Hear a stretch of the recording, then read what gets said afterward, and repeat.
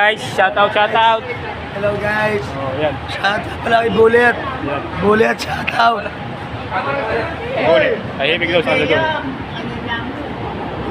Yun, mga lods, dito tayo ngayon. Tanghali na, wala pang biyahe. Tambak kami ngayon sa loob. Tambak tayo dito. Ayan. Dito tayo sa terminal. Ayan. Tambak kami. Tanghali na, alas 11 na, wala pa. Wala pa ang biyahe. Tanghali, doon tayo kumakasablang dulo na yun. Yan, pagka walang pasok. Kasi may pasok, maraming sa kanila tayo makasingit dun. Mainit na, dito na lang tayo sa may ilalim ng puno. Pag wala pasok dito ako kumakain mga lod. Yan. Ilalim din siya ng puno. Yan. Kain tayo mga lods.